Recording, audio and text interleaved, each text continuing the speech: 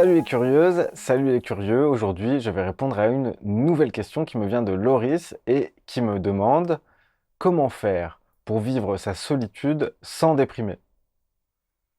Alors cette question fait directement écho à d'autres bouts de réponses que j'ai déjà pu donner aux questions précédentes et j'aimerais pour ce faire déjà affirmer le fait que je ne sais pas si je peux vivre encore moi-même ma solitude de façon joyeuse.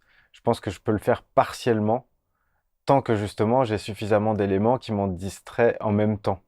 C'est-à-dire que je peux me brancher sur ma solitude alors que je suis en train de faire autre chose. C'est ça qui a bougé.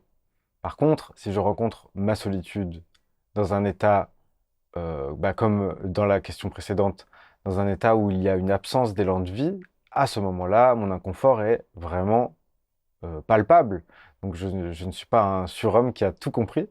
Je peux ressentir vraiment cette douleur de plus ressentir la vie passer à travers soi, de manière à vouloir bouger, poser des actions, rencontrer, sentir, et puis, je sais pas moi, en retour, être regardé, être touché par les autres, dans ce qu'ils portent comme énergie, dans ce qu'ils portent comme regard sur le monde. Donc voilà, une absence de cet élan en fait. C'est l'élan de vie qui passe plus à travers moi. Donc je pense que ça m'amène à l'endroit d'ailleurs où cet élan, c'est moi, c'est le soi dont on parlait. L'élan de vie est compris dans ce soi, donc il est personnel.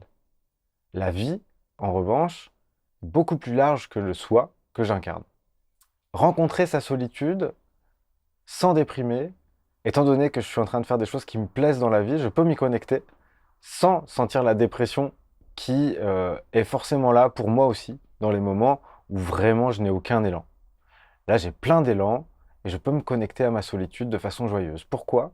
Parce qu'à l'endroit où cette solitude est absolue, c'est là où se situe ma souveraineté et c'est là où se situe la souveraineté des autres. C'est pour ça que j'aimerais faire le rapprochement entre la solitude et la souveraineté. Si je n'étais pas seul, en dernière analyse, alors je serais poreux et je ne saurais pas où je commence et où les autres commencent, je ne saurais pas où je finis et où les autres finissent. Il y aurait une confusion. Cette confusion, je la vis euh, dans la forme, mais dans le fond, je peux être connecté au fait que je suis seul et où je ne peux pas rencontrer les autres. Je peux les rencontrer simplement à travers mes prismes, à travers ma façon de déjà m'être raconté la vie jusqu'à maintenant, ma grille de lecture, mes grilles de lecture superposées, mon historique, ce que je me dis à propos de mon historique.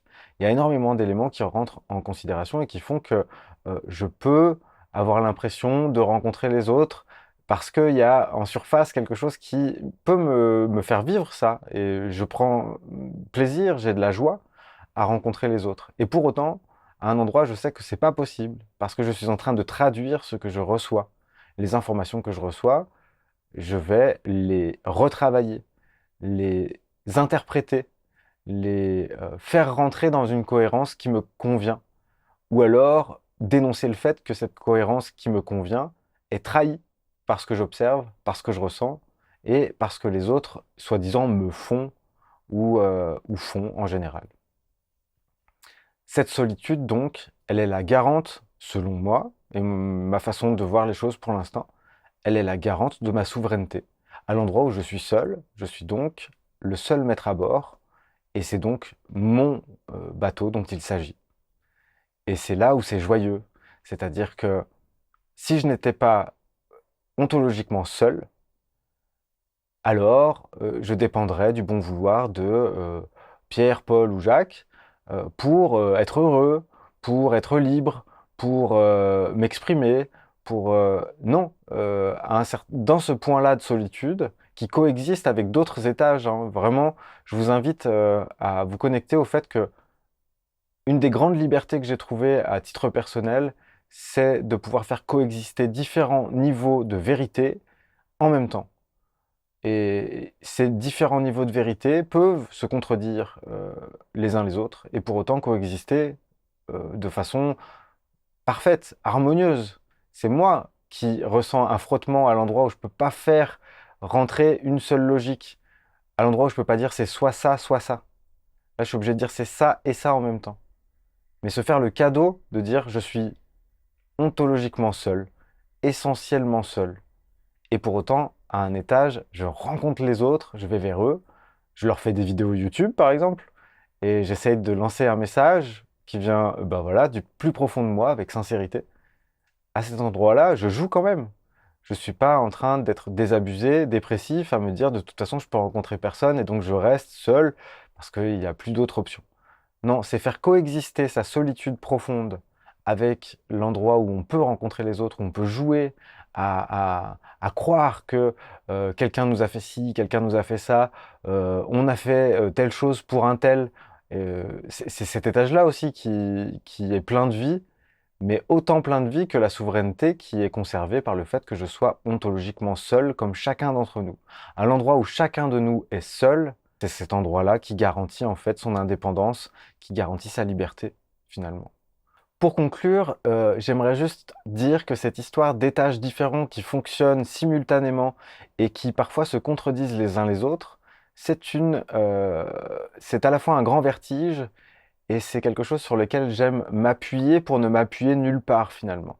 Mais à l'endroit où la question était posée, il y avait l'absence de fonctionnement de façon colorée des autres étages. Pour moi, c'est comme ça que je le ressens. Il n'y a plus que cet étage de la solitude qui est accessible.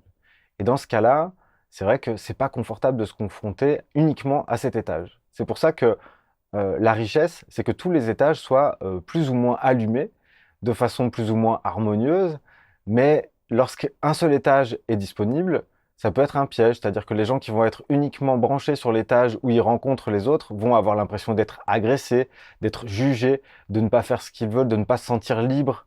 Donc s'ils sont branchés uniquement à l'endroit où finalement l'élan de vie c'est de rencontrer les autres et de croire dans le fait que les autres nous impactent, nous font quelque chose, eh bien, ils vont faire un burn-out à cet endroit-là ou quelque chose qui s'en approche finalement, puisqu'ils sont plus du tout branchés sur leur souveraineté, sur leur liberté d'être qui ils veulent. Donc du coup, l'important dans le message que je suis en train de passer, je crois, c'est d'arriver à faire coexister tous ces étages. Et quand il y en a un seul qui s'allume, c'est qu'en fait, il a été peut-être négligé, celui-ci. Et qu'il se rappelle à notre bon souvenir parce que ça fait trop longtemps qu'on l'a pas regardé. Voilà comment j'éclairerais euh, la solitude de manière, à mon sens, non plombante, non déprimante, puisque la solitude, de la façon dont je vous l'expose là tout de suite, c'est simplement la liberté d'être soi. Voilà, j'espère que ça vous aura donné quelques éléments, quelques pistes, que ça vous aura touché. N'hésitez pas à réagir en commentaire, à poser de nouvelles questions pour que j'y réponde. Et je vous dis à bientôt et n'oubliez pas, la curiosité est un joli défaut. Salut!